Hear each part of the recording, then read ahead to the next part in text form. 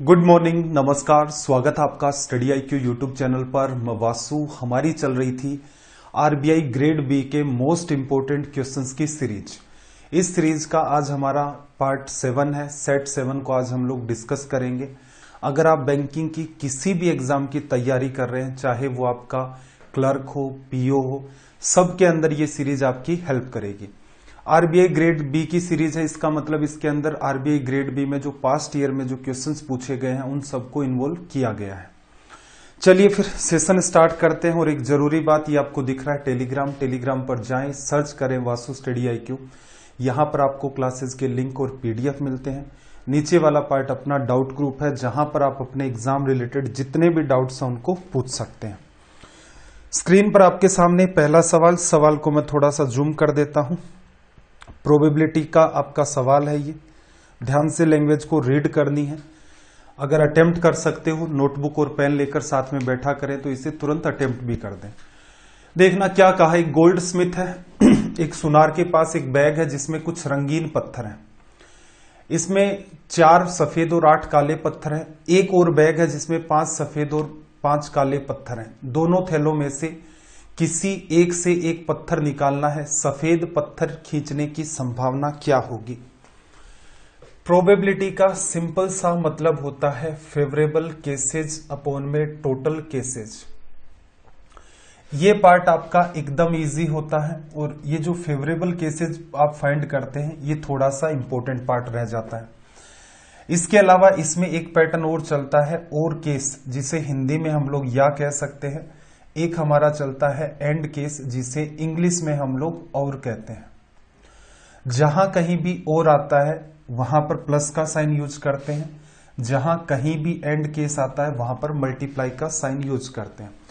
जब घटनाएं एक से दूसरे के ऊपर डिपेंड होती हैं उस केस में आपका एंड केस अप्लाई होता है।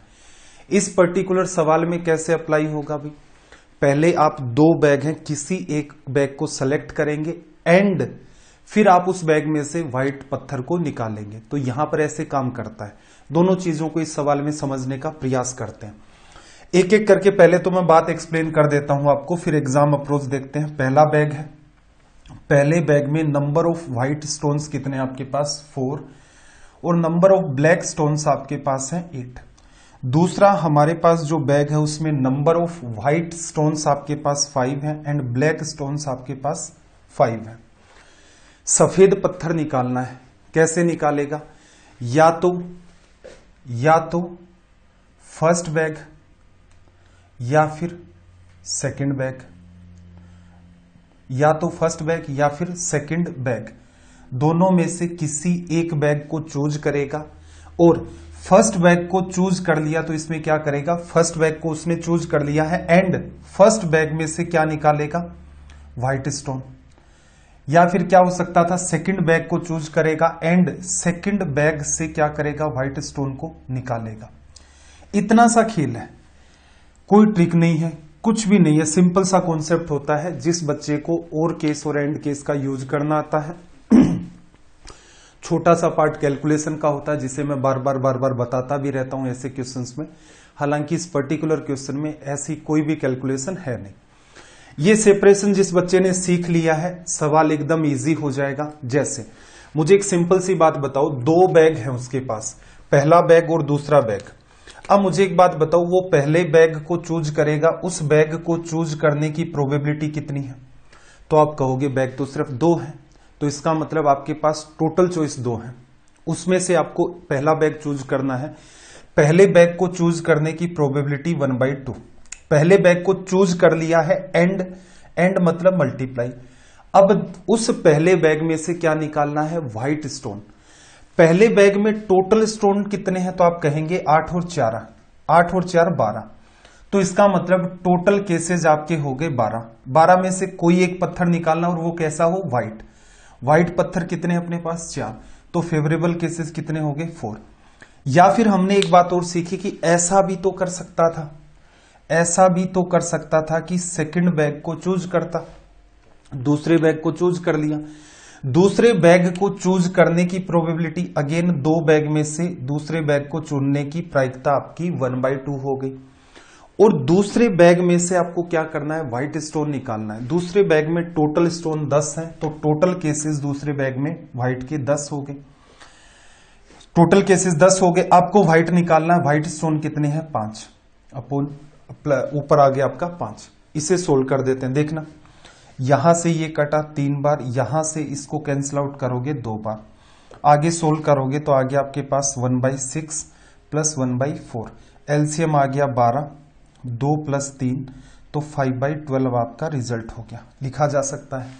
चलो यहां से आपका ऑप्शन सी करेक्ट हो गया।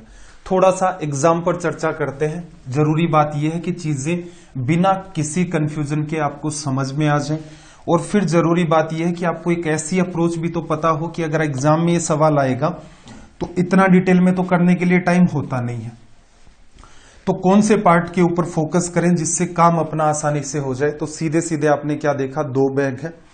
पहले बैग से पत्थर निकालना है व्हाइट, तो पहले बैग को सिलेक्ट करने की प्रोबेबिलिटी 1/2 एंड पहले बैग में टोटल 12 पत्थर हैं, उनमें से 4 सफेद हैं, तो 4/12 करोगे तो 1/3 प्रोबेबिलिटी किसकी होगी, व्हाइट की। या फिर ऐसा भी हो सकता था दूसरे बैग को चूज करता, प्रोबेबिलिटी 1/2, और इस बैग में से व्हाइट स्टोन आप निकाल लेते, तो क्या होता, 5 व्हाइट स्टोन है, टोटल 10 है, 5/10 क्या हो गया, 1/2। सोल्व किया तो एलसीएम आपको दिख रहा है 12 आ गया, 12 आ गया। 6 है यहां पर तो यहां 2 आ जाएगा, यहां पर 4 है तो यहां 3 आ गया, तो 5। तो असल में देखा जाए इस पर्टिकुलर क्वेश्चन को डील करने का तरीका यह है एग्जाम हॉल में। प्रोबेबिलिटी, परम्यूटेशन और कॉम्बिनेशन मेरा ये एक्सपीरियंस कहता है कि मैथ के ये सबसे इजी चैप्टर भी होते हैं आपके क्वांट सेक्शन के, और सबसे डिफिकल्ट चैप्टर भी होते हैं। डिफिकल्ट कैसे, जो बच्चे इनको रटने का प्रयास करते हैं वो कोई ना कोई पार्ट स्किप कर देते हैं, तो उनके लिए पड़ता है डिफिकल्ट, कि सिर्फ रट रखे हैं, फॉर्मूलों के बेसिस के ऊपर काम चलाना चाहते हैं। जिन बच्चों ने और केस और एंड केस को ठीक समझ रखा है, कैलकुलेशन वाले सेक्शन पर काम कर रखा है, उनके लिए एग्जाम में प्रोबेबिलिटी का सवाल आना मतलब फ्री के नंबर मिलने जैसा होता है, क्योंकि ये मुश्किल से 1 लाइन या 2 लाइन के अंदर ही आपके सवाल सोल्व हो जाते हैं, सवाल चाहे कितना भी डिफिकल्ट क्यों ना हो। चलिए भाई अगले क्वेश्चन की तरफ मूव करते हैं। देखना जरा सवाल को थोड़ा सा मैं छोटा कर देता हूं, लैंग्वेज को रीड करना।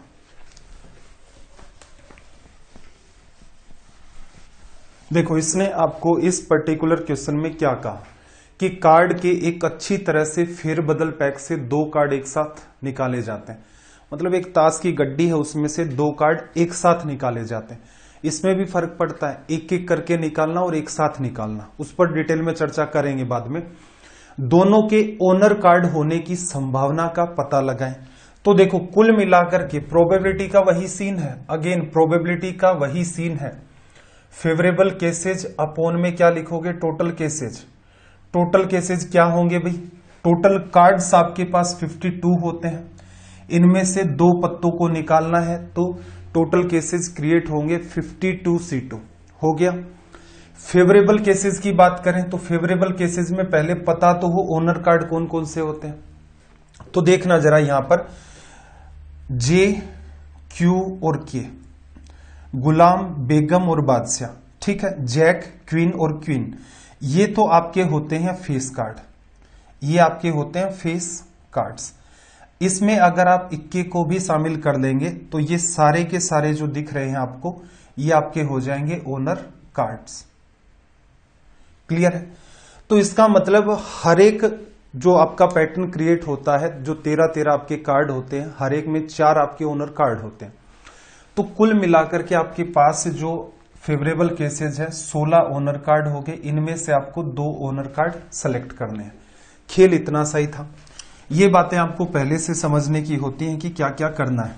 कंक्लूजन समझ आ गया होगा। अब देखो काम की बात सुनो।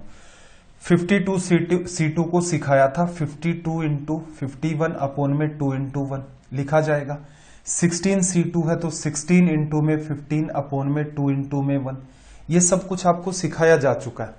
अगर आप सिंसियरिटी के साथ सेशंस देखते हैं, हर बात के ऊपर फोकस करने का प्रयास रहता है। ये बात आपने सीख ली। इनमें भी मैंने आपको ये सिखाया कि कैलकुलेशन इंपॉर्टेंट है NC2 और NC3 के लिए। इन दो पार्ट पर जिस बच्चे ने काम कर रखा है इसका मतलब उसके लिए टास्क इजी होने वाले हैं। अब देखो ऊपर 16 C2 तो क्या लिखोगे 16 गुणा में 15 अपोन में 2 इंटू 1, यहां 52 C2 लिखोगे तो 52 इंटू 51 अपोन में 2 इंटू 1। अब मुझे एक बात बताओ, अपोन में जो दोनों के ही 2 आएगा वो ऐसे केसेस में कैंसिल आउट हो जाता है, हो गया। तो एग्जाम में आप अगर इस क्वेश्चन को स्टार्ट लेते तो यहां से ले सकते थे, कैसे 16 आपके पास ओनर कार्ड्स या फिर दरबारी पत्ते होते हैं, 2 सेलेक्ट करने हैं, 16 C2 आपका हो गया फेवरेबल केसेस। अपोन में आपके पास टोटल नंबर ऑफ कार्ड्स 52 होते हैं, 2 निकालने थे तो कोई भी 2 रैंडम निकलेंगे तो 52 C2 आ गया नीचे। अपोन में 2 वाला पार्ट कट जाएगा, इसी को हमें सोल्व करना है। 4 से कैंसिल आउट करोगे तो 4 बार, 4 से कैंसिल आउट करोगे 13 बार, ये 3 से हो रहा है, 3 5 15 और ये आपका 17 बार। 5 गुणा में 4 आपका 20 अपोन 17 3 आपका 51, कैरी आपके पास 5, 17 और 5 आपका 22। एग्जाम में बस इतना ही काम करना था, ये सारी की सारी आपकी अंडरस्टैंडिंग होती है। ये जो पार्ट है सारा का सारा आपकी अंडरस्टैंडिंग का पार्ट होता है। ऑप्शन सी आपका यहां से करेक्ट रिजल्ट हो गया। चलो भाई सीरीज का आपके सामने सवाल है। सीरीज आपकी अमूमन देखा जाएगा तो 2 टाइप से पूछी जाती है। ये जो आपकी सीरीज होती है ये 2 टाइप से पूछी जाती है। एक तो आपकी मिसिंग टर्म, एक आपसे पूछ सकता है रॉन्ग टर्म। क्लियर है? अगर आप सेल्फ भी तैयारी कर रहे हैं, इसको थोड़ा सा मैं साइड में करता हूं, अगर आप खुद से भी तैयारी कर रहे हैं इन सब चीजों की, तो प्रैक्टिस करने का एक रिलेवेंट तरीका ये होता है कि सबसे पहले आपको इस पर कमांड बनानी होती है। ये आपका इजी होता है, ठीक है भाई। टर्म्स बहुत सारे बच्चे कहते हैं कि मिल नहीं पाती है, ये नहीं मिल पाता है, तो देखो इनिशियल लेवल पर हर बच्चे के साथ ये होता है। बैंकिंग एग्जाम्स की अगर आप तैयारी कर रहे हैं तो आपसे एक उम्मीद की जाती है कि पीओ स्तर की कोई भी एग्जाम है वहां पर एटलीस्ट आपने 500 से 600 सीरीज की प्रैक्टिस कर रखी है। सबसे पहले आप मिसिंग टर्म्स के ऊपर ही काम करते हैं, यहां से गिनी चुनी 10-12 बातों का ध्यान रखना होता है। उससे फायदा ये होगा कि 5 क्वेश्चन आएंगे, 4 तो इजी वे में हो जाएंगे, चाहे वो क्लर्क की एग्जाम हो चाहे वो पीओ की एग्जाम हो। एक क्वेश्चन अमूमन आपको थोड़ा चैलेंजिंग दिखता है, इस पर आप कम से कम 200-250 सवाल करें सेल्फ बेसिस के ऊपर। उसके बाद आपको प्रैक्टिस करनी होती है रॉन्ग टर्म की। अगर कोई बच्चा सीधे ही रॉन्ग टर्म पर काम करना स्टार्ट कर देगा, उसके लिए डिफिकल्टी आनी स्टार्ट हो जाती है बहुत सारी। फिर वो सोचता है कि यार सीरीज का जो पार्ट है वो मुझसे नहीं होगा। 200-250 ये अटेम्प्ट करो, उसके बाद आपको इन पर प्रैक्टिस करनी होती है। ये थोड़ा सा चैलेंजिंग होता है। देखो मेहनत आपने की है, मेहनत से आप हर चीज को आसान कर सकते हैं, क्योंकि आपके दिमाग को ही तो ट्रेंड करना असल में देखा जाए तो, कि ऐसा ऐसा आता है, मैंने प्रैक्टिस की है तो ये पैटर्न फॉलो हो सकते हैं, तो तुरंत दिमाग क्लिक करता है। प्रैक्टिस से आप चीजों को आसान कर सकते हैं, लेकिन प्रैक्टिस करने का भी एक तरीका है कि पहले क्या करें फिर क्या करें, उसके बाद आपको रॉन्ग टर्म की प्रैक्टिस करनी होती है। चलो फिर इस पर्टिकुलर क्वेश्चन के अंदर अगर हम लोग बात करें तो आपको जो गिवन टर्म्स है वो है 13, 22, फिर 40, फिर आपके पास 76, फिर 152, फिर 292 और फिर आपके पास 580। या तो देखो कोई पैटर्न सीधे सीधे पकड़ में आ जाता है कि मल्टीप्लाई हुआ और कुछ हुआ है, ऐसा कुछ नहीं लग रहा है, तो फिर क्या करें? फिर हमारे पास सबसे सटीक समाधान ये होता है कि इनका हम लोग लें डिफरेंस। डिफरेंस लोगे तो यहां से डिफरेंस कितने का क्रिएट हुआ आपका 9 का, यहां से देखोगे तो डिफरेंस कितने का 18 का, यहां से देखोगे तो डिफरेंस कितने का 36 का, यहां से देखोगे तो देखना लेस करोगे तो 6, इसमें से इसको लेस करोगे 8 और 7 15, यहां से इसको इसमें से लेस करोगे तो ये आपके पास 0 आ गया, 15 में से इसको लेस कर दोगे तो 14 आ गया, यहां से इसको लेस करोगे तो आपको पता चल जाएगा ये आपके पास आ गया है 8 और 9 और एक आपका 10 हो गया, तो ये आपका 8 और ये आपका 288। ठीक है, जब आप डिफरेंस को थोड़ा सा ऑब्जर्व करते हैं तो आप क्या पाते हैं, देखना जरा डिफरेंस में आपको क्या मिला। 9 से ये टर्म 18 हुई, 18 से डिफरेंस आपका कितना होना चाहिए था 36 हो गया, 36 से 72 होना चाहिए था, 72 से 144 होना चाहिए था, 144 से 288 होना चाहिए था। मतलब 2-2 का पैटर्न दिख रहा है। अब आपको दो चीजें गलत दिखती हैं, यहां पर दो चीजें गलत दिखती हैं। इसके पीछे रीजन है। गलत ऐसा नहीं है कि दोनों ही टर्म है, नहीं, आपको पहले जहां पर गलती दिखी है असल में वो टर्म गलत है, बाकी मामला सही है। ये जो टर्म है ये आपकी गलत है। रीजन होना क्या चाहिए था, जस्ट डबल करते तो यहां पर कितना आता, 72 आपका मेंटेन होता। जस्ट आप डबल करते तो आपको ऐड क्या करना चाहिए था, 72। बात को थोड़ा डिटेल में समझना। जब आप 76 में 72 का एडिशन करते, 76 में 72 का एडिशन करते तो ये आता आपका 148। अगली टर्म आपको 292 दे रखी है, फिर 580 दे रखी है। यहां से यहां आपने देखा कि कितना ऐड हुआ, 72। यहां क्या 144 आपका ऐड हुआ है। एक मिनट, कोई गड़बड़ तो नहीं किया ना हमने, 292 170, ठीक है। 144 आपको ऐड करना था और यहां से यहां जाते तब आपको ऐड करना था 288, ठीक है भाई। अब इसमें तो कोई तनाव नहीं था, ये सीधे सीधे हमने डिफरेंस निकाल लिया, 72 था, यहां से यहां गई 72 आप ऐड करते तो आपके पास 184। अब इस बात को थोड़ा ऑब्जर्व करना, क्या 148 के अंदर 144 ऐड करते हैं तो ये जस्टिफाई होता है। 8 और 4 12, 4 4 8 1 9 और ये जस्टिफाई हो रहा है। तो यही मैं आपको कहना चाह रहा हूं कि वो क्या करता है, इस टर्म में जब गड़बड़ करेगा, टर्म ये गलत नहीं है, टर्म ये गलत है क्योंकि हमने जो डिफरेंस देखा यहां 72 आना चाहिए था। अब अगर हम लोग अगला डिफरेंस देखेंगे भी तो उसने एक टर्म गलत लिख ली थी है, इसका मतलब उसे यहां पर डिफरेंस थोड़ा गलत दिखाई देगा।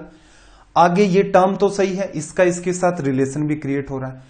तो इस बात के अंदर अमूमन बच्चे कंफ्यूज हो जाते हैं कि दो डिफरेंस गलत मिल गए, नहीं, उनमें जो सबसे पहले जहां पर मामला गड़बड़ हुआ है वो वाली चीज आपकी गलत होती है। उसको जैसे ही आप करेक्ट करोगे, जैसे ही 148 इसको लिखोगे, करेक्ट टर्म लिखोगे इसकी जगह, अगली बात 292 ठीक है, यहां से यहां तक का आपको रिलेशन भी ठीक दिख जाएगा। तो टर्म आपकी गलत क्या थी, 152। अब आपके मन में विचार आया होगा, सर एग्जाम में ऐसे थोड़ा ना करते हैं। बिल्कुल नहीं करते एग्जाम में। एग्जाम में क्या करें फिर, एग्जाम में सबसे पहला काम है स्क्रीन पर देखो, कुछ नहीं समझ में आ रहा है डिफरेंस लो। डिफरेंस पहले कितने का है, 9 का, उसके बाद आपको दिख रहा है 18 का, उसके बाद कितने का दिख रहा है, 36 का। एक बात तो तय हो गई कि लगातार आपने कितनी टर्म्स के ऊपर काम कर लिया, 4 टर्म्स पर। पैटर्न मिल गया, 18, 18 से 36, 36 से अगला क्या आना चाहिए, 72। लेकिन आपको दिख रहा था कि वहां पर 72 नहीं आया था, वो कितना निकल के आया था, डिफरेंस आपका 76। यही आपका गलत है। जहां पर पहली बार आपको ये बात मिली है, इसका मतलब टर्म आपकी जो 152 है वो गलत है। क्लियर है। ऐसे करते हैं इन सवालों को एग्जाम के अंदर, ठीक है। 4 लगातार शुरुआत की ही टर्म आपको मिल गई है प्रॉपर मैनर में, इसका मतलब आपका सवाल इजी हो चुका है। 3 ही टर्म देता, उसकी वजह से 2 डिफरेंस बनते, 2 डिफरेंस लास्ट में बनते, वहां मामला चैलेंजिंग होता है। या तो आपको शुरुआत में कोई टर्म गलत दे दे, या लास्ट के अंदर लास्ट वाली या उससे पहले वाली गलत दे दे। वो सवाल हमेशा ही इजी होते हैं रॉन्ग टर्म में। रीजन एक सीक्वेंस क्रिएट होता है, उसको हम लोग तुरंत के तुरंत पकड़ लेते हैं, बाकी में नहीं पकड़ में आता है। चलो भाई अगले क्वेश्चन को देखना जरा, क्या कहा इसने। एक टर्म आपकी है 4, 15, 37, 100, 224, 439 एंड 781। ये आपको टर्म्स दे रखे हैं। थोड़ा सा छोटा करना पड़ेगा इसको फिर से देखना। 781। अब देखो कुछ समझ आ रहा है। अगर हम ठीक ठीक देखें तो सीधे सीधे तो कोई रिलेशन नहीं मिल रहा है कि 4 गुणा 3 12 कर दिया, 4 गुणा 4 16 में से 1 कर दिया, 4 का स्क्वायर, लेकिन 15 गुणा 4 60, कोई रिलेशन नहीं मिल रहा। जब कोई भी रिलेशन नहीं मिलता है तो फिर डिफरेंस आपको लेना ही पड़ता है, वहीं से हमें कोई ना कोई कंक्लूजन मिलता है। तो डिफरेंस लेना स्टार्ट करें। यहां से यहां गए हो तो आपने ऐड किया है 11, यहां से यहां पर जब आप गए हो तो आपने ऐड किया है इसके अंदर 22, यहां से यहां पर आप गए हो तो आपने इसके अंदर ऐड किया है 63। ठीक है भाई। यहां से यहां पर आप गए हो तो आपने इसमें ऐड किया है 124। यहां से यहां पर गए हो तो डिफरेंस लेना पड़ेगा आपको। तो डिफरेंस आपके पास आया है 5, फिर 1, फिर 2। यहां से यहां पर गए हो तो डिफरेंस लोगे तो ये आपको दिख रहा है 2, 3 1 4 हो गया, तो यहां पर ये 4 और फिर आपके पास 3। ठीक है, डिफरेंस देखा तो शुरुआत में हमें ये लगा कि 11 है फिर 22 किया, तो या तो 11 22 33 44 ऐसा कुछ होना चाहिए था, या फिर 11 किया 22 है 22 फिर 44 होना चाहिए था। आपको ऐसा कुछ भी नहीं दिख रहा है। ठीक है, तो देखो सीरीज जब भी आपकी सोल्व होंगी तो फिर समाधान क्या निकाला जाए। समाधान देखो, टीचर जो आपको पढ़ा रहा है उसको ऑब्जर्व करें कि एक्चुअल में गिने चुने 10-12 कॉन्सेप्ट होते हैं, उन्हीं पर आपको काम करना होता है कि एग्जाम में वैसा कोई डेटा देखें तो आप तुरंत की तुरंत पकड़ लें। एक बार के लिए मैं बताता हूं क्या क्या होता है। सीरीज या तो लगातार प्लस होती हुई मिलेंगी या माइनस होती हुई मिलेंगी, या फिर प्लस माइनस का कोई पैटर्न मिलेगा, या फिर पर्टिकुलर पैटर्न में मल्टीप्लाई या डिवीजन आपको मिलता है। मल्टीप्लाई या डिवीजन के साथ एडिशन या फिर सब्ट्रैक्शन भी आपको मिलता है सीरीज के अंदर, या फिर स्क्वायर का कोई ना कोई रोल होगा, या फिर क्यूब का कोई ना कोई रोल होगा। एक्सट्रीम लेवल ही पहुंचा दे सीरीज के अंदर तो प्राइम नंबर वगैरह इनका इन्वॉल्वमेंट करना स्टार्ट कर देता है, जो कि रेयर होते हैं और गिनी चुनी ही सीरीज होती हैं। हर चीज पर अवेयर होना है। कोई रिलेशन नहीं मिला, लेकिन अगर थोड़ा सा आप दिमाग लगाएं, 4 का क्यूब कितना होता है भाई 64, तो ये क्या 4 के क्यूब में से एक लेस नहीं है? बिल्कुल है। 5 का क्यूब 125, क्या उसमें से एक लेस नहीं है? 6 का क्यूब 216, क्या उसमें से एक लेस नहीं है? 7 का क्यूब 343, क्या उसमें से एक कम नहीं है? 4 का क्यूब, 5 का क्यूब, 6 का क्यूब, 7 का क्यूब। यहां पर क्या आना चाहिए था? 3 का क्यूब माइनस का 1 होना चाहिए था। यहां पर क्या आना चाहिए था? 2 का क्यूब माइनस का 1। ऐसा पैटर्न आपका क्रिएट होना। अब मुद्दे की बात यह, गलत टर्म कौन सी पकड़े? यहां पर तो कई सारा मामला दिखा। देखो 2 का क्यूब माइनस 1 अगर ऐड करते तो 8 माइनस 1 7 ऐड करते, तो यहां 7 ऐड करने पर यह टर्म आपकी 11 बनती। ठीक है, उसमें 3 का क्यूब माइनस 1 ऐड करते, 3 का क्यूब 27 माइनस 1, इसमें आप ऐड करते कितना? यहां पर 26, तो ये टर्म आपको सही मिलते। तो इसका मतलब यहां से यहां तक का डिफरेंस मेंटेन हो रहा है। जैसे ही आप सीरीज को ऑब्जर्व करते हो तो आप पाते हो कि उधर से ऑब्जर्व करते हुए आ रहे थे, सारा मामला सेट बैठ रहा था, लेकिन जैसे ही आपने यहां पर देखा मामला बिगड़ गया। इसका मतलब ये जो डिफरेंस चल रहा था सीरीज का, यहां तक का डिफरेंस एक आपको सटीक रिजल्ट दे रहा था, लेकिन जैसे ही आप पीछे की तरफ जाते हैं तो आपको यहां पर 22 दिखता है, आपको दिखना चाहिए था 3 का क्यूब माइनस 1, नहीं दिखा। अब ये वाली जो टर्म गड़बड़ हुई है, इसकी वजह से पीछे का रिजल्ट तो गड़बड़ होना ही था, तो इस वजह से आपको ये रिलेशन भी प्रॉपर नहीं दिखता है। ऐसा विचार नहीं लाना है कि सर ये चल रहा था, यहां 3 का क्यूब माइनस 1 आता, यहां 2 का क्यूब माइनस 1 आना चाहिए था, नहीं, इस टर्म को गलत कर दिया गया है, इसका मतलब इनका डिफरेंस भी गड़बड़ हुआ है। आपको ध्यान ये रखना है कि लेफ्ट टू राइट जा रहे हैं, सारा पैटर्न सही चल रहा है, अगर कोई गड़बड़ हुई तो इसका मतलब जहां से वो गड़बड़ स्टार्ट हुई है वही टर्म है। आप ऐसे ही राइट से लेफ्ट की तरफ आ रहे हैं, सारा मामला आपको सही दिख रहा है, लेकिन ये बात 15 के लिए जस्टिफाई नहीं हो रही है, तो इसका मतलब यही टर्म आपकी गलत है यहां पर। ठीक है, सही क्या होनी चाहिए थी? 11। अब बारी आती है एग्जाम की, कि एग्जाम में कैसे डील करें भाई।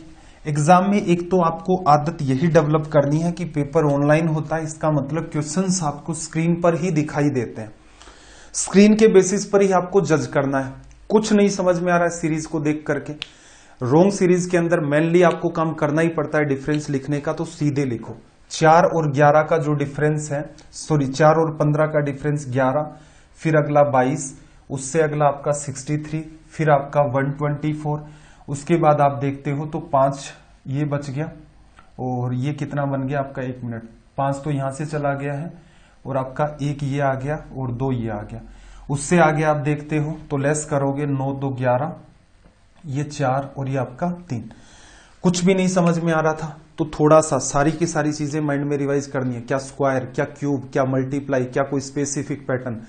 कई बार नीड होती है तो डिफरेंस का डिफरेंस भी ले लेते हैं, लेकिन ये सारी चीजें आपके दिमाग में तुरंत घूम जानी चाहिए कि मल्टीप्लाई हो रहा है, क्या कहीं कोई स्क्वायर है, क्या कहीं कोई क्यूब दिख रहा है, नहीं बन रहा, तो इसका मतलब क्या है, सीरीज में डिफरेंस का डिफरेंस लेंगे। अगर बनते हुए दिख रहा है कि क्यूब देखोगे तो आपको पता चलेगा, अच्छा ये तो 6 का क्यूब 343 माइनस 1, 5 का क्यूब माइनस 1, 125 होना चाहिए था ना, यहां पर 125 होना चाहिए था। 1 मिनट, क्या गड़बड़ की है भाई हम लोगों ने, एक मिनट देखो, 4 का क्यूब -1, 5 का क्यूब -1, अच्छा 215 करेक्ट है, 6 का क्यूब -1, इसको गलत लिख दिया, 7 का क्यूब -1, ठीक है भाई, ये जज हो रहा है, ये वाली टर्म नहीं मिल रही है। तो इसका मतलब आप क्या कहोगे, जहां तक आपका डिफरेंस 63 आया था वहां तक की टर्म ठीक है। इसके बाद जो टर्म बनी हुई थी जस्ट लेफ्ट साइड में, तो 63 डिफरेंस कहां से क्रिएट हुआ भाई, 37 और 100 का, यहां तक मामला ठीक है। 37 से जस्ट पहले जो टर्म है वो आपकी कितनी है, 15, वो आपकी गलत हो गई। ये अप्रोच होती है सीरीज को एक्चुअल में डील करने की एग्जाम हॉल में।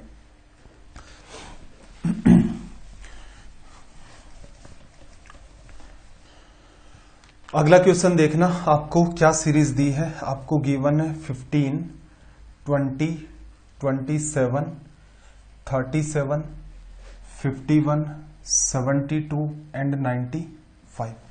ये पैटर्न आपको दिया। सीधे सीधे अगर हम लोग ऑब्जर्व करें तो मेरे ख्याल से सीधे कोई पैटर्न पकड़ में नहीं आ रहा है। अगर कोई आपको मिसिंग टर्म निकालनी होती है तब तो फिर भी दिमाग लगा सकते हैं, रोंग टर्म निकालनी है तो फिर समस्या पैदा होती है। देखना जरा यहां से फिर क्या करेंगे, सबसे इंपॉर्टेंट पार्ट अपना डिफरेंस ले लो, लेफ्ट से राइट जा रहे हैं, 5 का डिफरेंस, फिर 7 ऐड किया है, फिर यहां पर 10 आ गया और यहां पर 14 आ गया, यहां से यहां का कितना है 21 और ये कितना आ गया 23।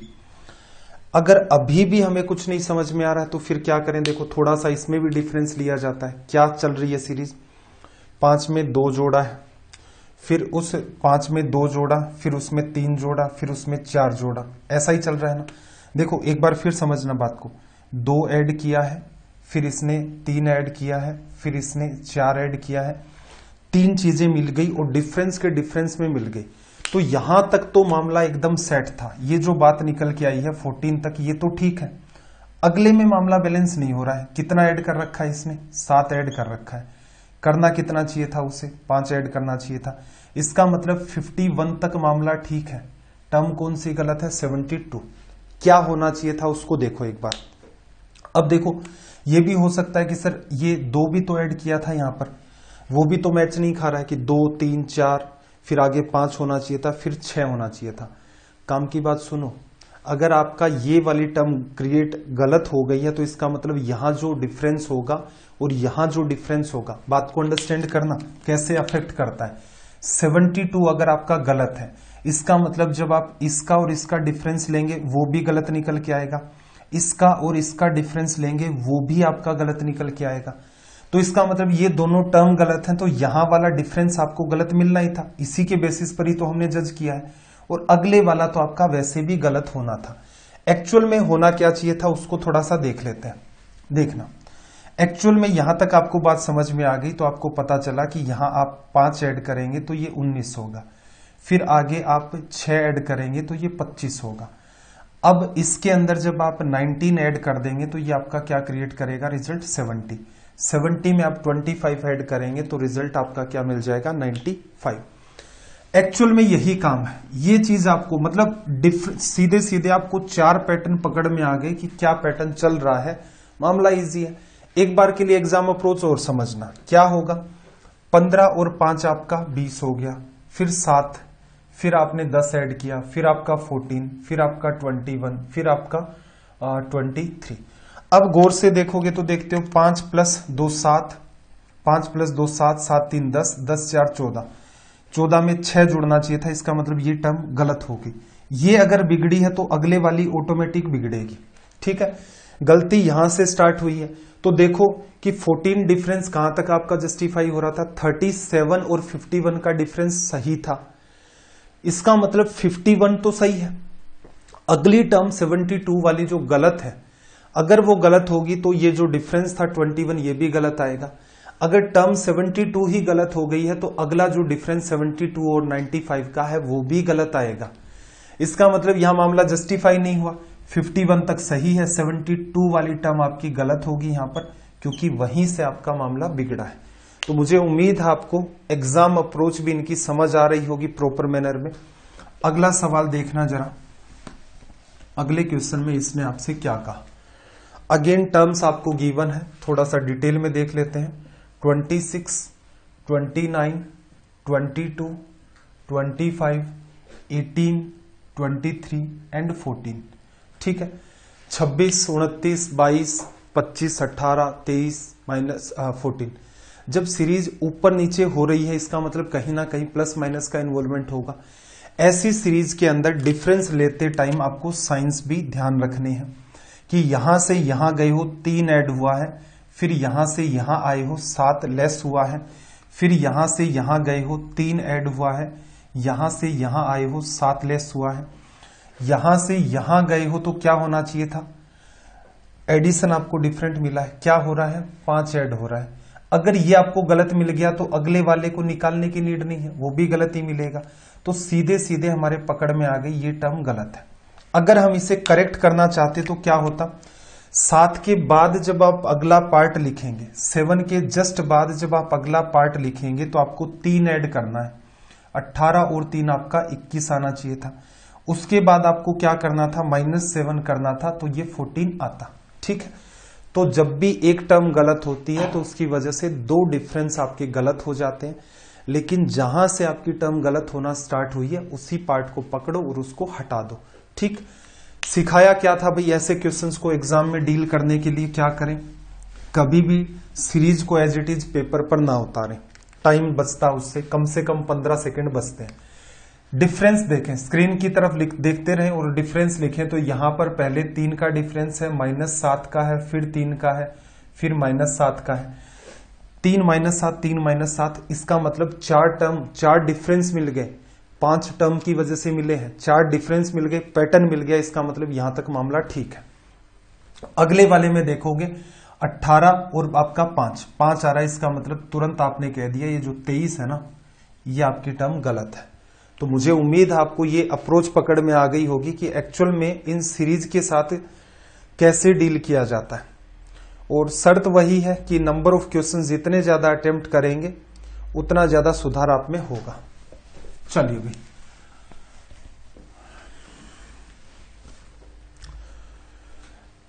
क्वेश्चन को देखना जरा, क्या कहा इसने। एक दुकानदार ने सोहन को 20% की छूट पर एक कलाई घड़ी बेची। सोहन ने इस घड़ी को 12.5% के लाभ पर बेचा 2700 रुपए में। छूट ज्ञात करें कि कितने रुपए की थी। तो सीधे सीधे देखो, थोड़ा सा दिमाग लगा लेते हैं कि एक्चुअल में दुकानदार ने उस वॉच की रेट कितनी मेंशन कर रखी थी, x रुपए। अब ये इसको बेचेगा तो दुकानदार के लिए तो सेलिंग प्राइस हो गई, सोहन के लिए कॉस्ट प्राइस हो गई। तो कितने पर बेचेगा भी, 20% का डिस्काउंट है तो इसको बेचेगा 80% पर, जो कि क्या है 4/5। 80% को 4/5 लिखते हैं। इसको लेकर कंफ्यूज नहीं होना इस पूरी बात को। ये शॉपकीपर जो हमारा उसके लिए सेलिंग प्राइस है और जो सोहन है उसके लिए काम करती है सीपी की। किसी भी एक आर्टिकल को खरीदा जा रहा है, इसका मतलब उसको दूसरी तरफ से एंड से देखोगे तो मतलब बेचा भी जा रहा है। यहां तक ठीक है। सोहन ने इतने में खरीदा 12.5% के लाभ पर, 12.5% का प्रॉफिट मतलब 1/8। 8 का आर्टिकल 9 में बेचेगा तो कितना निकाल दोगे, 9/8 निकाल दोगे। 12.5% के लाभ पर कितने में बेच दिया, 2700 रुपए में। चलो इससे हम लोग सोल्व करते हैं। तो देखो क्या मिला अपने को, 4 से इसको काटा 2 बार, 9 से इसको काटा आपने 3 और 2 जीरो, 5 और 2 10 भी, 1 जीरो और बढ़ा देगा। इसका मतलब इस जो अपने पास यहां पर एक वॉच है, इसकी मार्क प्राइस 3000 रुपए है और यहां पर आपसे क्या पूछा, छूट कितनी है। तो एक बात बताओ, 3000 का 20% ही तो डिस्काउंट था, तो सीधे सीधे आप लिख सकते हो यहां डिस्काउंट जो है वो कितने का है, 600 रुपए का। एक लाइन के अंदर आप चाहते तो इस सवाल को इजी वे में सोल्व कर सकते थे। चलिए भाई अगले क्वेश्चन की बात करते हैं, देखना।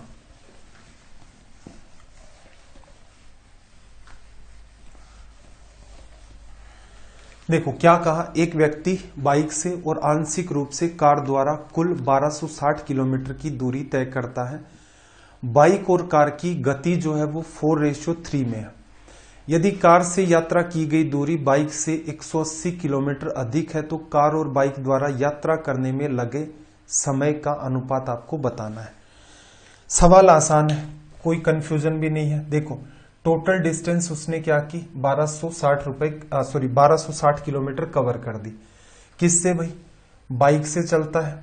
और किससे चलता है? कार से। फिर एक जगह आप देखोगे तो उसने क्या कहा, कार से यात्रा की गई दूरी बाइक से की गई दूरी से 180 किलोमीटर अधिक है। कार से वो 180 किलोमीटर ज्यादा जाता है।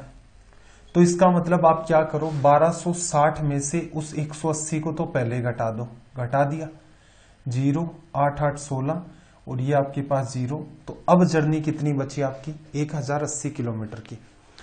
1260 टोटल था, उसमें 180 एक जगह ज्यादा कवर कर रहा है कार से। 1260 में से 160 हटा दोगे तो कितना बचेगा? 1100। 1100 में से भी 20 को हटाओगे तो 1080। अब इसको क्या करो, दोनों पार्ट्स में इक्वल इक्वल डिवाइड कर दो। तो इसका जस्ट हाफ करोगे तो कितना आएगा? 540 और 540। कंक्लूजन क्या निकला कि उस आदमी ने यहां पर 4 5 6 और 1 7, उस आदमी ने क्या किया है, कार से 720 किलोमीटर की दूरी तय की है, बाइक से 540 की है। दोनों को मिला करके देखोगे 1260 आ गया। ये चीजें आप अगर सीख लेते हैं, एक्स की फॉर्म में नहीं बनाना होता कि उसने कार से इतनी एक्स की है तो बाइक से एक्स माइनस 180 की है, या बाइक से उसने एक्स किलोमीटर डिस्टेंस कवर किया है तो कार से उसने एक्स प्लस 180 किलोमीटर, ये नहीं लिखना होता। ये अगर लिखते हैं तो हमारा क्या होता है, यहां पर टाइम कंज्यूम होता है।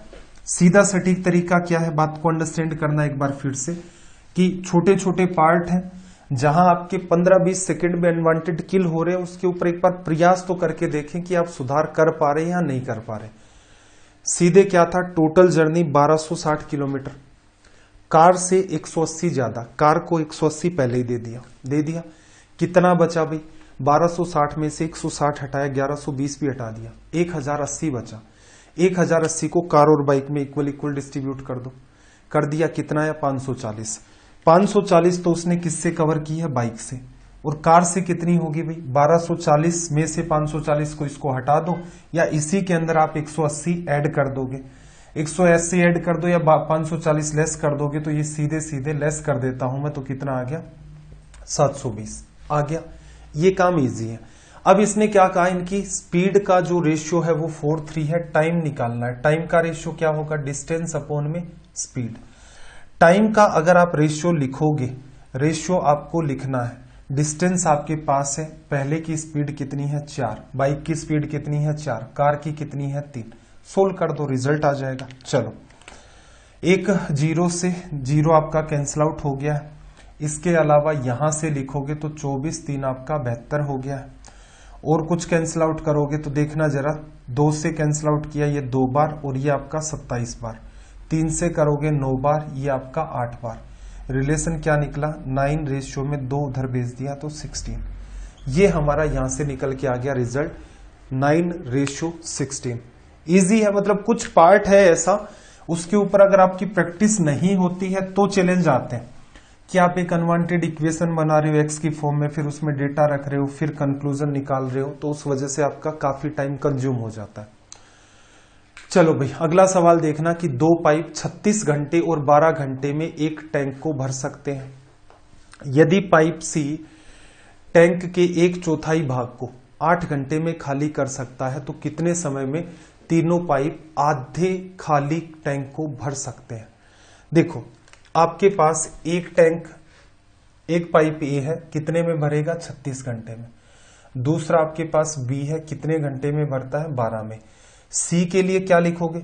ये टोटल फिल करने का लिख रहे हो, तो सी के लिए भी क्या करना होगा? सी टोटल कितने घंटे में खाली कर सकता है? 8 घंटे में 1/4 पार्ट को खाली कर सकता है, तो 8 गुणा 4 32। 32 घंटे में पूरा का पूरा खाली कर देगा। एलसीएम लेना है, एलसीएम का भी एक तरीका है। 36 और 12 का तो 36 आ गया, 36 और 12 का एलसीएम तो 36 आ ही गया। इस 36 में किसका भाग लग सकता है? इसको लिख सकते हो 4 गुणा 8, 4 का लग जाएगा, 9 बचा, 9 में जा नहीं रहा है तो मल्टीप्लाई में 8 रखना पड़ेगा। इफिशियंसी निकालोगे, टोटल वर्क, टंकी का आकार, उसमें से डिवीजन करोगे, इसकी इफिशियंसी 8। 12 का डिवीजन किया 3 बार, 8 3 24। 32 का करोगे तो 8, देखो 32 का करोगे 8 4 32 और यहां 9 आ जाएगा। 9 कैसा आएगा? माइनस का, क्यों? खाली कर रहा है। अब सवाल क्या कहता है कि भाई तीनों को, ये जो क्या कह रहा है कि कितने समय में तीनों पाइप आधे खाली टैंक को भर सकते? आधा खाली है, टोटल कितना है भैया आपका 36 गुणा में 8, इसका हाफ करोगे तो 36 गुणा 4, 36 गुणा 4 भर चुका है, 36 गुणा 4 आपका खाली है। तीनों को खोल दो, तीनों की कंबाइंड इफिशियंसी देखोगे तो ये प्लस ये माइनस करोगे, 24 8 32 में से 9 चला गया, 23 आ गया। 36 गुणा 4 2 72 गुणा 2 144 बटा में कितना आ जाएगा 23। कितनी बार जा रहा अभी 6 बार, तो सीधे सीधे ही चला गया। 120 118 118 के बाद मतलब 138 तक चला गया। आपके पास कितना बचा है यहाँ पर 8 और 6 सही, 6 बटा में 23।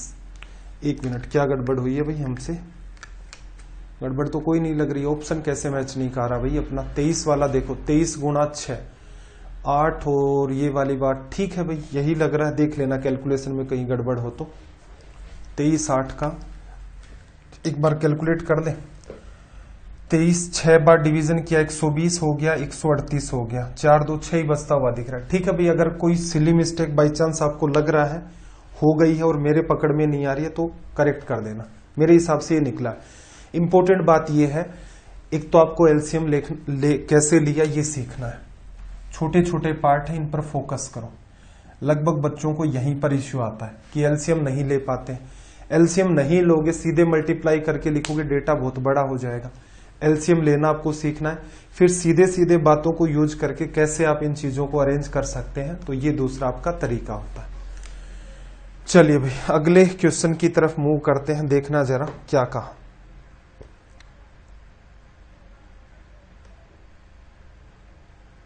लैंग्वेज को रीड करना ध्यान से।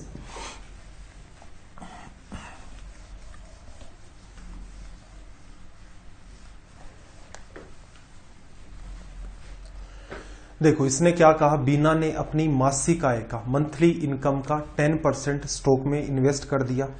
उसने शेष का 15% किराने के सामान पर, ग्रोसरी पर खर्च कर दिया। शेष 30,600 रुपए अपने पति को दे दिए। किराने के सामान और शेयर में निवेश पर खर्च की गई राशि का अंतर क्या है? देखना, बात को समझना क्या है। इन सवालों में 2 पैटर्न को फॉलो किया जाता है। एक स्ट्रेट लाइन को फॉलो करते हैं, एक आप एग्जैक्ट डेटा मानते हो, उसी के बेसिस पर रिलेट करवाते हो। टोटल जो भी कमाया 10% स्टॉक में चला गया, उसका रिमेनिंग यहां बचा। अब उस रिमेनिंग में से 15% ग्रोसरी पर, जो रिमेनिंग बचा वो अपने पति को दे दिया। अंतर किसका पूछ रही है? देखो एक एक करके मैं थोड़ा एक्सप्लेन करता हूं। ये उसकी टोटल इनकम थी, यहां पर उसने 10% इन्वेस्ट कर दिया, रिमेनिंग बचा। इस रिमेनिंग का 15% उसने किराने पर, और जो भी रिमेनिंग बचा है वो अपने पति को दे दिया। डिफरेंस किसका पूछ रहा है? इसका और इसका। एक लाइन में जब इसको सोल्व किया जाता है तो सारा खेल रिमेनिंग पर होता है कि इनकम एक्स है, 10 खर्च कर दिया 90 बचा, 15 खर्च कर दिया 85 बचा। उसको रिलेट करोगे 30,600 से, ये आएगा। फिर आपको क्या करना है, इसका 10% निकालोगे, रिमेनिंग निकाल के उसका 15%, फिर उसका अंतर बताओगे।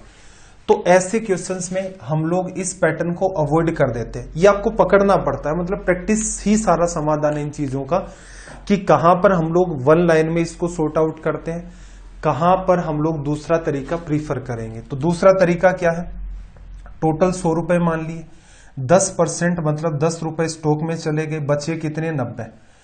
उस 90 का 15%, 15 गुणा में 9, 135, तो 13.5 रुपए उसने खर्च कर दिए ग्रोसरी पर।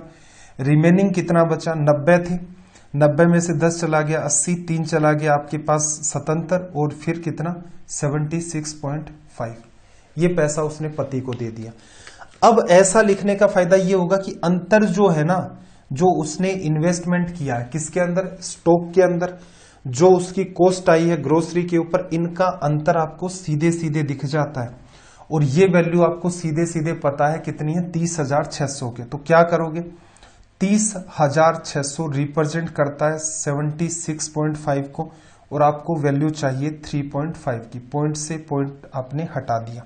चलो भाई आगे इसको हम लोग सॉर्ट आउट करते हैं। तो देखो एक तो तरीका ये है कि क्या कर ले, 5 से ही काट लें 7 बार, 5 से 15, 5 75, 3 बार, 153 कट गया 2 बार, 200 गुणा में 7 तो कितना आ गया 1400। ये आपका रिजल्ट हो गया। अगर आप टोटल इनकम निकालेंगे, कैसे निकाली जाती है, एक्स इनकम उसने टोटल इनकम आई मान लो, 10 खर्च कर दिया 90 बचा 90%, 15 खर्च कर दिया 85, 17/20, फिर इसको रिलेट कराओगे 30,600 से, वो निकल के आ गई उसका 10%, रिमेनिंग का 15%, उसमें अंतर नहीं। ऐसे केसेस के अंदर एग्जामिनर चाहता ही ये है कि स्टूडेंट कैसे भी करके खुद का टाइम किल करे। जब ऊपर वाली लाइन नीचे वाली लाइन का कोई डिफरेंस पूछ लेता है या सम पूछ लेता है तो कभी भी हम लोग इस पैटर्न को प्रीफर नहीं करते। हम प्रीफर करते हैं कोई डेटा माना, कंपेयर किया, फिर रिजल्ट निकाला। तो इसमें डबल टाइम लग जाता है। दिखने में वो इजी लग रहा होगा, कंफ्यूजन नहीं होता है, बस उसके अंदर इजी लगता है। चलो भाई अगले क्वेश्चन की तरफ मूव करते हैं। साइज को थोड़ा सा मैं ठीक कर देता हूं, इसकी लैंग्वेज को ध्यान से रीड करो भाई।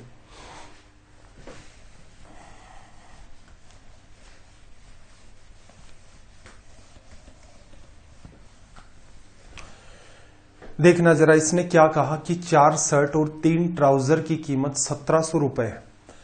अगर एक शर्ट की कीमत ट्राउजर की कीमत से 37.5% अधिक है तो शर्ट और ट्राउजर की कीमत में क्या अंतर है। देखो क्या कहा भाई, सबसे इंपॉर्टेंट बात तो 37.5% है, इसका मतलब होता है 3/8।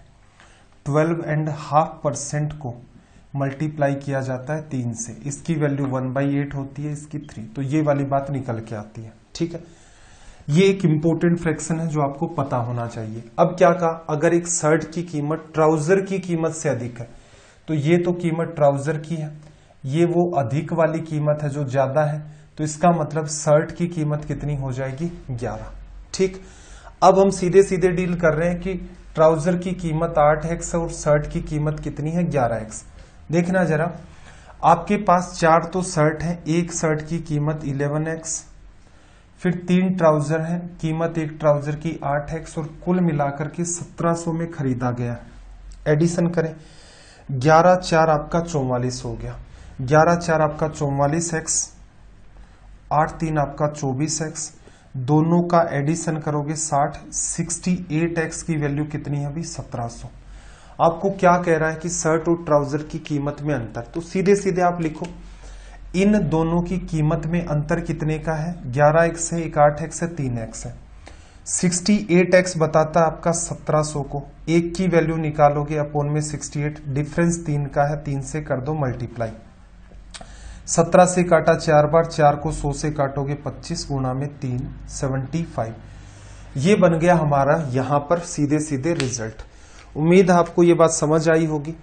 ऊपर जो पार्ट लिखा है उसको लिखने की नीड नहीं है, वो पहले से ही करना होता है।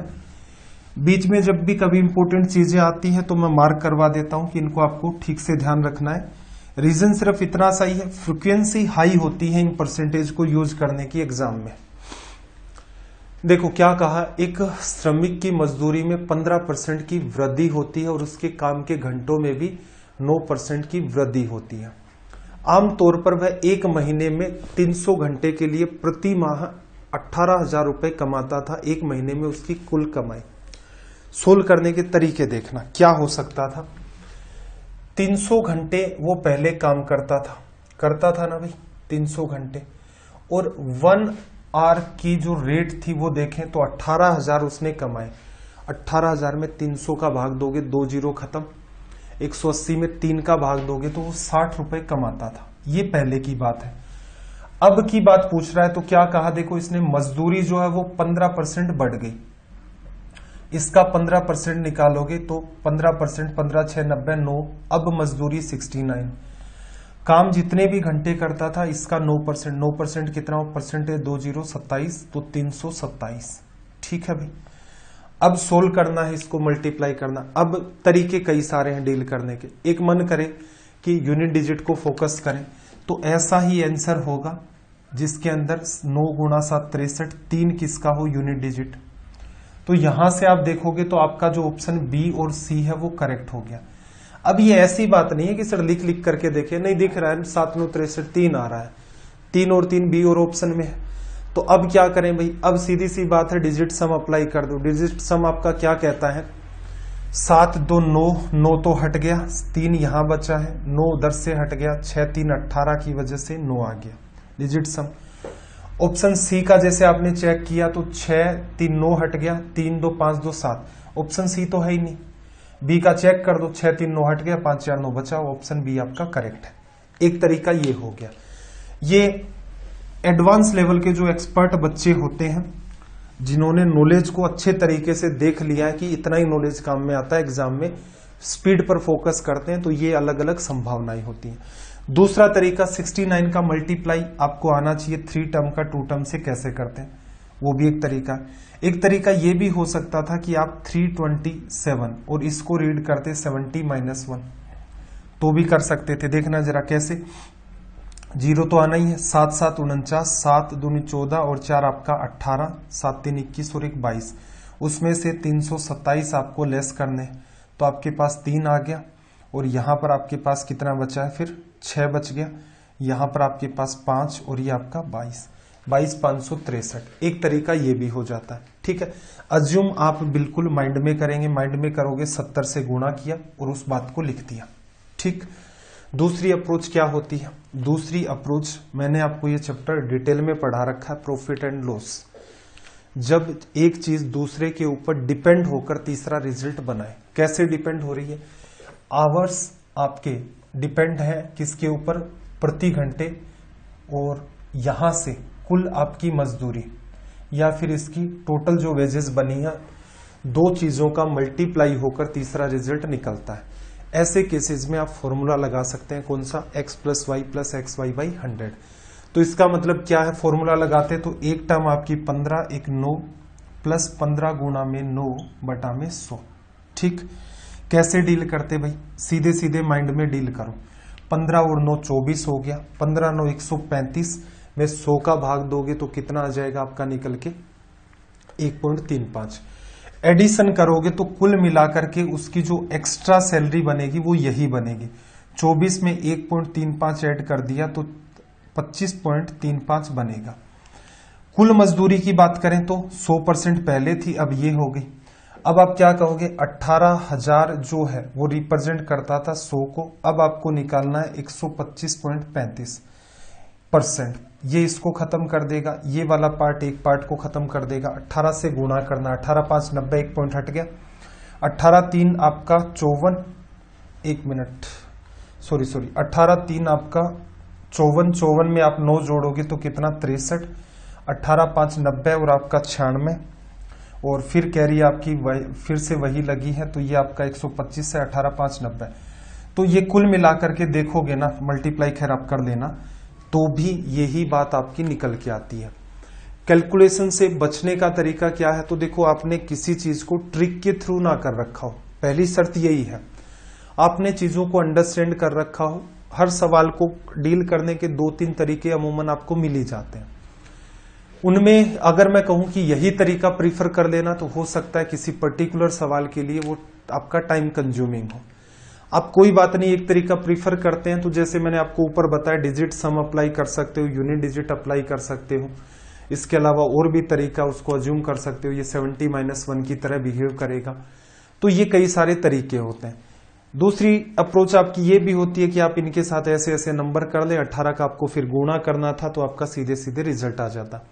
और इसमें भी 100% ना निकाल करके ये देख लो, 25.35%, वो इंक्रीज आपको दिखना चाहिए। 25% 18,000 का जब आप निकालोगे लगभग 4,500 होगा, और सी ऑप्शन वैसे ही आपका हट चुका है। 22,000 कुछ आपका रिजल्ट आना चाहिए था, तो इस वजह से ऑप्शन बी आपका करेक्ट है।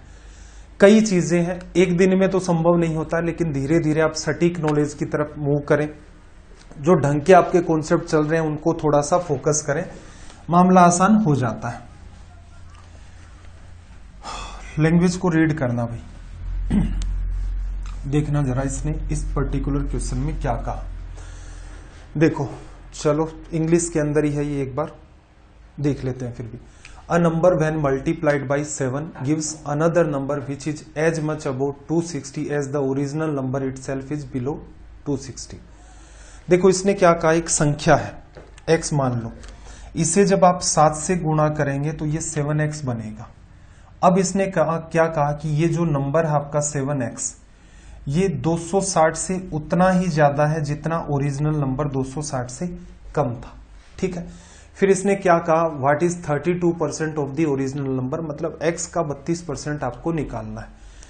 अब यहां पर एक चैलेंज है हमारे पास कि इसमें मैं कुछ ऐड करूंगा 260 बनेगा, उसमें मैं फिर से कुछ ऐड करूंगा, ये आपका कंक्लूजन निकल के आएगा। यहां से ऑल ओवर अगर हम लोग इसका डिफरेंस देखेंगे तो कितना आएगा, 6x निकल के आएगा। अब डिफरेंस वाली वैल्यू क्या बैलेंस करें, ये मामला थोड़ा सा आपका चैलेंजिंग है। अब थोड़ा सा कॉमन सेंस के हिसाब से इस बात को सोचो। इसने क्या कहा कि ओरिजिनल नंबर x था, अगर इसे आप 7 से गुणा करेंगे 7x बनेगा। ये नंबर 260 से उतना ही ज्यादा है जितना ये नंबर 260 से ओरिजिनल वाला कम है। क्या दिमाग लगाएं, देखो आपको ये पता चल गया कि ये वाला गैप और ये वाला गैप 7 है। सीधे सीधे गैप को चेक किया तो कितना है, 6x। तो इसका मतलब ये गैप कितने का है, 3x और 3x का। या तो आप ऐसे कह लो कि 7x में से 3x लेस किया तो किस में आई, 4x में। या फिर आपने x में 3x जोड़ा तो कितना है आपका, 4x। तो ये 4x की वैल्यू आपको दे रखी है। यहां से मैं x की वैल्यू अगर निकालूं तो 4 का डिवीजन करना है मुझे। 4 का करोगे 6 बार, 5 बार, ठीक है, 65 आ गया। इस नंबर का ओरिजिनल आ गया, इसका निकालना है 32%। 65 गुणा 2 130 कैरी 13 आ गया। 65 को 3 से करोगे 60 3 180 5 3 15 195, उसमें 13 8 करोगे तो 208 आ गया। 2080 परसेंटेज की वजह से 2 प्लेस छोड़ करके पॉइंट लग गया। रिजल्ट क्या आ गया, 20.80। तो मुझे उम्मीद है आपको ये सवाल समझ आ गया होगा अच्छे तरीके से। तो चलिए फिर आज का सेशन हम लोग यहीं तक रखते हैं। सेशंस कैसे लगते हैं एटलीस्ट कमेंट करके जरूर बताएं। सारे के सारे ये जो सीरीज चल रही है, लगभग सवाल आपके आरबीआई ग्रेड बी के अंदर जो पास्ट ईयर में पेपर्स हुए थे उनको शामिल किया गया है। कुछ एक सवाल है जो हम लोग अलग से डालते हैं इनके अंदर। सीरीज अगर लंबी चलेगी तो जाहिर सी बात है फिर आईबीपीएस पीओ या फिर पहले टारगेट करेंगे कि एसबीआई पीओ के सवालों को शामिल किया जाए। बैंकिंग का अगर आप सेशन देख रहे हैं तो ध्यान रखें कि इसमें वो वाला मजा नहीं दिखता है जैसा एसएससी का होता है, जैसा रेलवे एग्जाम का होता है, स्टेट लेवल की एग्जाम्स का होता है। रीजन क्या है, उन सवालों का कोई स्तर होता नहीं है। और आपने ऑब्जर्व किया होगा, लगभग 1 साल होने वाला है कुछ ही टाइम के बाद, मैं कंटिन्यूअस आपको सेशंस दे रहा हूं। तो आपने ऑब्जर्व किया होगा कि जब आपको ये कहा जाता है कि एसएससी सीडीएस के लिए है, बैंक के लिए भी है, तो उसी तरीके से पढ़ाते हैं। जब आपको कहते हैं कि रेलवे की सीरीज है तो रेलवे के हिसाब से ही पढ़ाया जाता है आपको। तो बैंकिंग की सीरीज चल रही है तो कुछ बच्चे जैसे बैंकिंग की जो तैयारी कर रहे हैं और जो एग्जाम दे चुके हैं तो उनको तो पता होगा कि बैंकिंग एग्जाम में अट्रैक्शन नाम की कोई चीज नहीं होती है। दबा के कैलकुलेशन पूछता है वो, अपने सवालों में भी देख लो। तो थोड़ा आपको पेशेंस रखना पड़ेगा। जो नया बच्चा उसके साथ अमूमन ऐसा होता है कि सर ये सवाल तो शॉर्ट में सोल्व ही नहीं हो रहे, ये है वो है। जब वो 1 या 2 बार एग्जाम में बैठ चुका होता तब उसे एहसास होता है कि बैंकिंग में कैलकुलेशन काफी डिफिकल्ट आती है। फिर भी मेरा प्रयास रहता है कि हर क्वेश्चन में जान डाली जाए, भले ही वो सवाल डिफिकल्ट हो, भले ही सवाल वो मॉडरेट हो। इजी बहुत कम सवाल मिलते हैं और आरबीआई ग्रेड बी में मिल जाए आपको, ये उम्मीद आप नहीं कर सकते। तो मेरा प्रयास है कि आपको पूरा ईमानदारी से कंटेंट मिलेगा। अट्रैक्टिव भले ही ना हो, ध्यान रखना, इफेक्टिव जरूर होगा। अट्रैक्शन जहां होता है वहां बिल्कुल कहते हैं देखो ये नकली सवाल है, ये है, यहां नहीं कहते। थोड़ा सा पेशेंस बना के रखें, जो आपको डायरेक्शन में बताता हूं उसको फॉलो करें, आपके रिजल्ट बिल्कुल अच्छे होंगे। कैलकुलेशन का जो पार्ट है, हालांकि प्रयास करेंगे कि जल्दी कोई कैलकुलेशन की नई सीरीज स्टार्ट करें, लेकिन हर क्वेश्चन में जहां भी कैलकुलेशन होती है मैं प्रयास करता हूं कि आपको एक्सप्लेन करूं कि ये संभावनाएं होती हैं, उन पर काम कर लो, इजी है मामला। तो चलिए फिर, आपका दिन रात सब मंगलमय हो। मिलते हैं अगली क्लास में। जय हिंद, जय भारत। कमेंट जरूर करना।